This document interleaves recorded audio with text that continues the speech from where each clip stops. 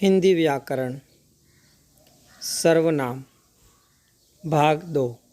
बच्चों, इससे पहले हम सर्वनाम का पहला भाग पढ़ चुके हैं, जिसमें हमने सर्वनाम के बारे में परिभाषा आदि पढ़ी, परिभाषा को पढ़ा, और इस भाग में हम पहले भाग से आगे पढ़ेंगे। बच्चों, इससे पहली वीडियो में हम ये जान चुके हैं कि सर्वनाम के 6 भेद हैं। पहला पुरुषवाचक सर्वनाम, दूसरा निश्चयवाचक सर्वनाम, तीसरा अनिश्चयवाचक सर्वनाम, चौथा संबंधवाचक सर्वनाम, पांचवा प्रश्नवाचक सर्वनाम, छठा निजवाचक सर्वनाम। और इससे पहले हम पहला भेद यानी कि पुरुषवाचक सर्वनाम को पढ़ चुके हैं।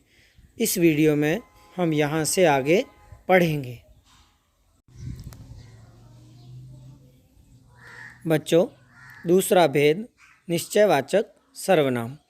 जिन सर्वनाम शब्दों का प्रयोग बोलने वाले, सुनने वाले या अन्य व्यक्ति के लिए किया जाता है, वे पुरुषवाचक सर्वनाम कहलाते हैं। बच्चों, कुछ प्रमुख निश्चयवाचक सर्वनाम शब्दों के उदाहरण हैं वे, ये, यह, वह, इस, उस आदि। ये सर्वनाम शब्द हैं जो निश्चयवाचक सर्वनाम में आते हैं। उदाहरण देखते हैं। वह मेरा घर है, यह मेरी पेंसिल है। बच्चों, तीसरा भेद है अनिश्चयवाचक सर्वनाम। जो सर्वनाम शब्द किसी निश्चित वस्तु या व्यक्ति का बोध कराते हैं, वे अनिश्चयवाचक सर्वनाम कहलाते हैं। जैसे दरवाजे पर कोई खड़ा है। अब वह कौन खड़ा है यह हमें नहीं पता। दूध में कुछ गिरा है, तो यह अनिश्चित है कि दूध में क्या गिरा है। कुछ प्रमुख अनिश्चयवाचक सर्वनाम शब्दों के उदाहरण हैं किसी, किन्हीं, कुछ, कोई आदि। ये जो शब्द हैं ये अनिश्चयवाचक सर्वनाम के शब्द हैं। बच्चों, अब हम चौथा भेद संबंधवाचक सर्वनाम।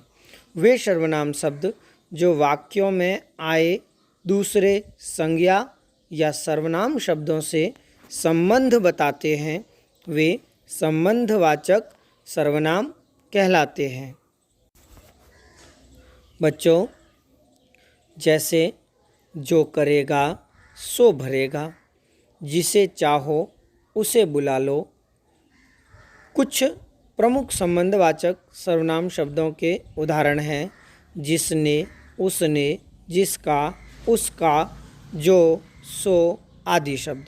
ये सभी संबंध बताने वाले हैं, इसलिए ये संबंधवाचक सर्वनाम शब्द हैं। प्रश्नवाचक सर्वनाम, यह पांचवा भेद है। परिभाषा: जिन सर्वनाम शब्दों का प्रयोग प्रश्न करने के लिए होता है, उन्हें प्रश्नवाचक सर्वनाम कहते हैं। बच्चों, जैसे तुम क्या लाए हो, दरवाजे पर कौन खड़ा है, ये सभी प्रश्नवाचक सर्वनाम के उदाहरण हैं। कुछ प्रमुख प्रश्नवाचक सर्वनाम शब्दों के उदाहरण हैं कहाँ, कौन, किसने, किसे, क्या, कब आदि। ये सभी प्रश्नवाचक सर्वनाम शब्दों के उदाहरण हैं। बच्चों, अब सर्वनाम का छठा भेद निजवाचक सर्वनाम। जिन सर्वनाम शब्दों का प्रयोग व्यक्ति अपने आप के लिए करता है, वे निजवाचक सर्वनाम कहलाते हैं।